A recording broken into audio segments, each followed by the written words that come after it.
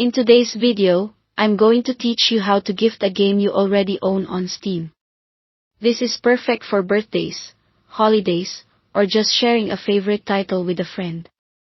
The process is quick, and I'll walk you through it so nothing gets missed. Start by opening the Steam client and heading to the store page for the game you want to gift. Make sure you're signed into the correct account.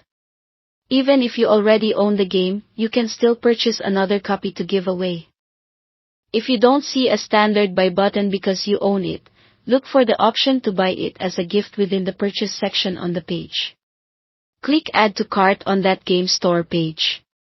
This just places the item in your shopping cart. You're not committing to anything yet. In your cart, you'll see two paths, buying for yourself or purchasing as a gift. Choose Purchase as a gift. This is important because it ensures the game is sent directly to someone else rather than ending up as a duplicate on your account. Next, pick who gets it. You can select a recipient from your Steam friends list, which is the simplest option because Steam handles delivery and notifications automatically. If the person isn't on your list, you can enter an email address. Double-check spelling here. Steam will send a unique redemption link to that address, and the recipient will need a Steam account to claim it. You'll then have the chance to personalize the gift. Add a short message so they know it's from you, and if you want it to arrive on a specific day, schedule the delivery date. This is great for timing the surprise. If you're unsure about regional availability or whether the recipient already owns the game, it's a good idea to confirm those details before sending, since gifts can't be redeemed if the game is already in their library or if regional restrictions apply.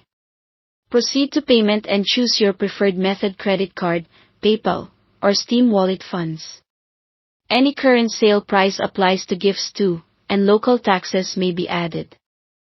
Review the order summary to make sure everything looks right, then finalize the purchase. Once you complete the checkout, Steam takes care of the rest.